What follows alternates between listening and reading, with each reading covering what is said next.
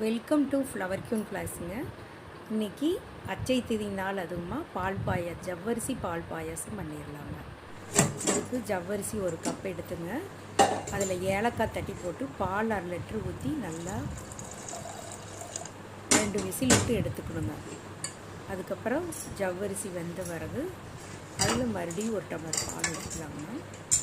அதுக்கு தேவையாக முந்திரி பருப்பு வந்துங்க, முந்திரி பருப்பு 10 ரூபாய்க்கு, ஜவ்வரிசி 10 ரூபாய்க்கு நல்லா நெய் விட்டு நல்லா வதக்கி இந்த மாதிரி ஆணுன்னா எடுத்து ஒரு தட்டில் போட்டுக்கலாம். ஜவ்வரிசியை நல்லா கலக்கி விட்டுங்க. பால் ஊற்றி நல்லா கலக்கிடலாங்க. அடுப்பு ஆஃப் பண்ணிடலாம். பால் ஊற்றி நல்லா இந்த மாதிரி கலக்கணும் வரது ரெடி ஆயிடுச்சுங்க. இதில் நாம் முந்திரி பருப்பையும் திராட்சையும், முந்திரி பருப்பு நெய்யில் வணக்கி வச்சுக்கிறது எடுத்து எல்லாம் இதில் ஜவ்வரிசியோட ஆட் பண்ணிக்கலாங்க. ஆட் பண்ணிவிட்டு நல்லா கலக்கி விட்டுக்கலாம். இது மாதிரி செய்து பாருங்கள், சூப்பர் டேஸ்ட்டாக இருக்குங்க.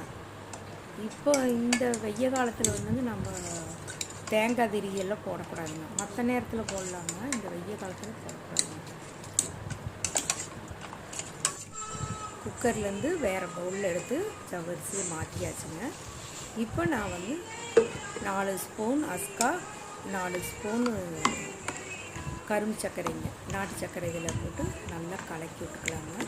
கடைசி இந்த மாதிரி கலக்கினீங்கன்னா நல்லா ஸ்வீட்டாக இருக்குங்க ஜவ்வரிசி. அதோட ஒரு 1/2 மணி நேரம் கழித்து சாப்பிட்டு பாருங்கள், சூப்பராக இருக்கும். நான் வந்து இது வந்து மகாலட்சுமிக்கு படைக்கிறதுக்காக ரெடி பண்ணியிருக்கிறேங்க. ரெடி ஆயிடுச்சுங்க. மறக்காமல் சப்ஸ்கிரைப் பண்ணுங்கள். வாழ்க வளமுடன்.